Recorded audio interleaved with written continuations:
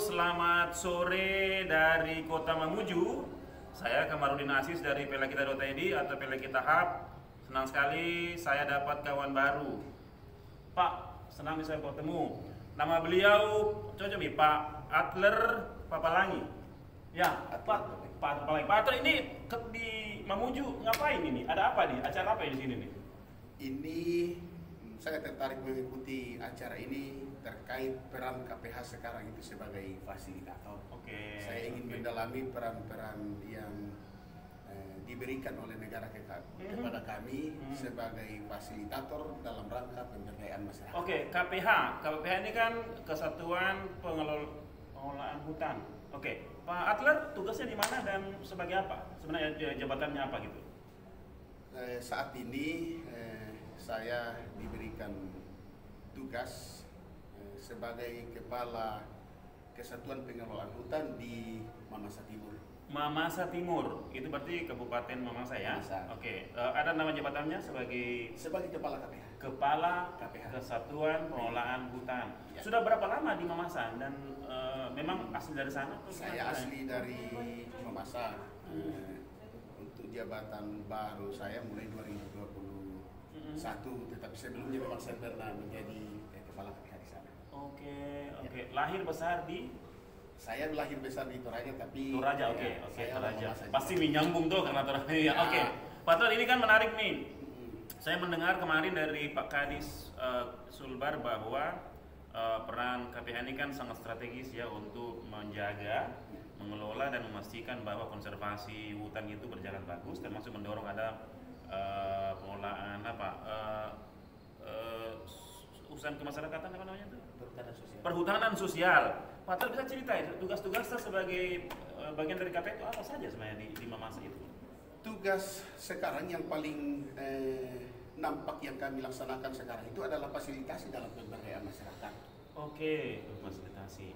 Tentu fasilitasi pemberdayaan masyarakat itu kita lebih melihat potensi-potensi yang bisa dikembangkan di Mamasa Timur. Potensi-potensi itu kita yang bisa dilaksanakan masyarakat tanpa menunggu bantuan biaya dari pemerintah. Itu yang harus cepat dikembangkan. Memberdayakan masyarakat dengan potensi yang ada. Oke.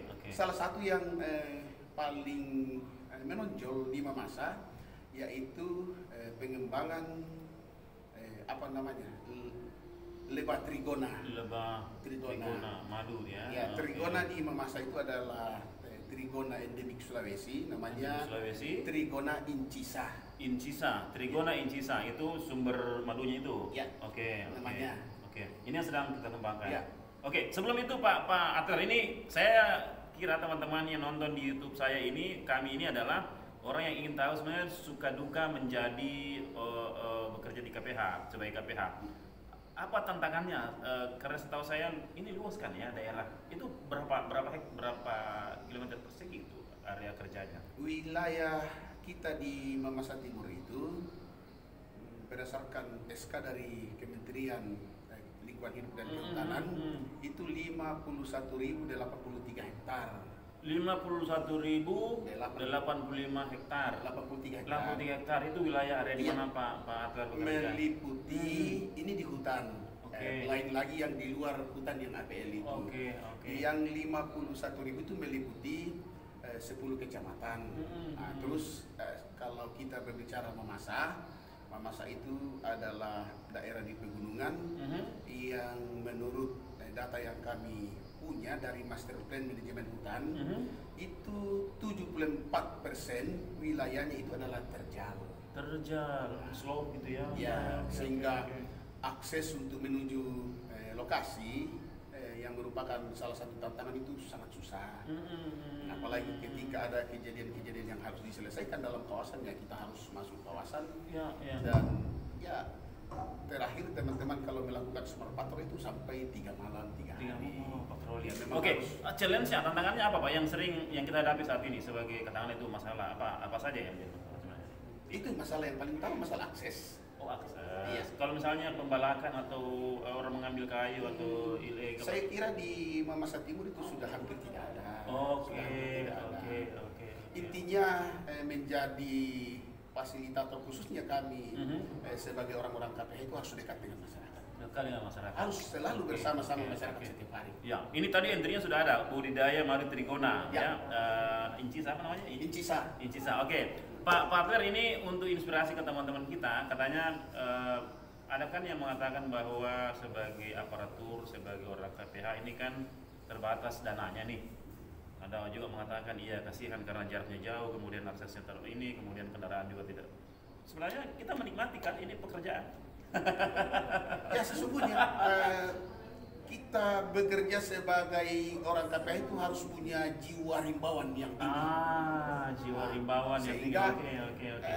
Menganggap pekerjaan itu adalah jiwa panggilan kita. Jadi tidak mesti menunggu dana baru kita bekerja.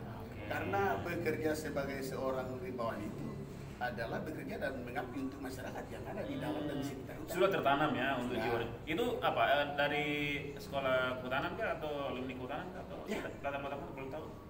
Saya alumni kehutanan. Iya. Itu S1 atau S1 dari UNAS.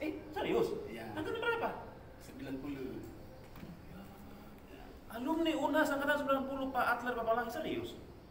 Kenal Antonius Pirana?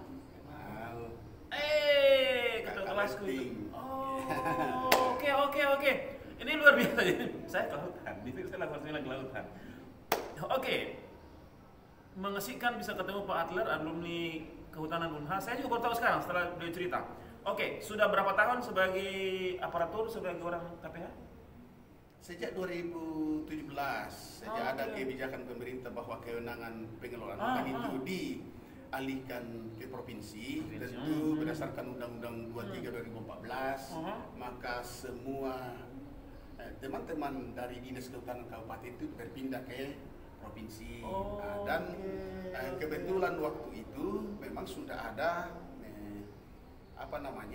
organisasi KPH yang terbentuk di Dinas Kehutanan. Sudah ada 3 KPH Mamasa Timur, Mamasa Tengah dan Mamasa Barat. Jadi kita ini bagian dari konsekuensi Undang-Undang 23 2004 itu 14 ya, yang P3D dipindahkan ke provinsi. Jadi sekarang menjadi orang dinas provinsi dong ya? Oke, Pak Atler, ini tadi belum dijawab, berapa tahun sudah jadi ASN? Saya terangkat tahun 98. 98, lama nih. 98, dan itu langsung ke mama saya? Enggak.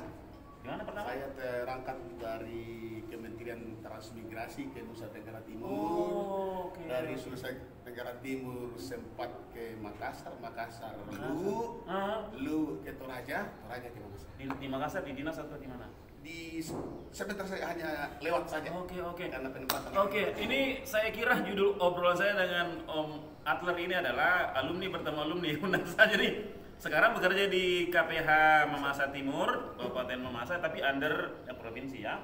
Oke, Pak Atler, ini pesan terakhir untuk teman-teman yang menggeluti isu-isu perhutanan sosial. Sebenarnya potensi mengembangkan Mamasa Timur ini dengan potensi kehutanan kira-kira seberapa berpeluang ya untuk pengembangan ekonomi bersama-sama? Sangat besar karena kita melihat potensi hutan itu kaya dengan sumber daya alam yang mesti kita kelola. Terus tentu melalui perhutanan sosial ini banyak konflik-konflik kawasan yang bisa terselesaikan. Intinya itu penyelesaian konflik.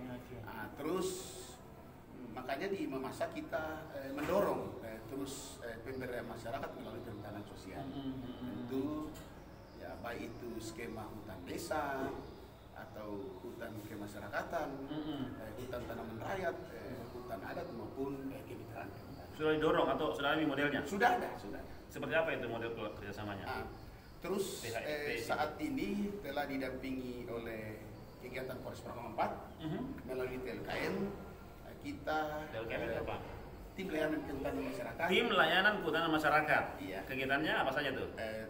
Telah memfasilitasi untuk pembentukan salah satu kelompok di wilayah KPH Mamasa Timur itu tepatnya di Desa Kanan, Kecamatan Tandukalua. Desa Kanan, Kecamatan Tandukalua.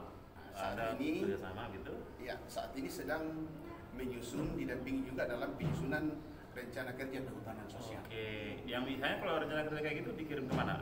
Untuk dibiayai sendiri atau dia menjadi? Ada pendampingnya. Pendamping TLKM ini. Yang akan biayai siapa? kira-kira? Nanti setelah jadi kelompok tentu ada bantuan-bantuan dari pemerintah, baik itu dari PSKL maupun dari dinas. Ya, oke. Tadi terakhir Om Arthur, ini tadi foto-foto yang indah sekali itu tadi ada air terjun, kemudian ada perkebunan, ada apa itu? Ya, itu adalah salah satu potensi dari jasa lingkungan yang ada di Mamasa Timur. Sebagaimana saya sampaikan sebelumnya bahwa Mamasa Timur itu kurang lebih 74% wilayah adalah terjal, sehingga di Mamasa pada umumnya itu kaya jasa lingkungan, air terjun. Jasling yang bisa dimanfaatkan untuk pemberdayaan masyarakat. Oke, teman-teman sekalian, itu obrolan saya, alumni Unhas Kehutanan Angkatan 90, Bapak Adler Papalangi, kawan kita. Tentu ini juga sangat menyenangkan ya bisa bertemu. Dan untuk teman-teman, sahabat saya Prof. Yusran Yusuf, sahabat saya Ridwan, teman saya, ada salam dari Mamuju bersama sahabat kita Pak Adler. Salam.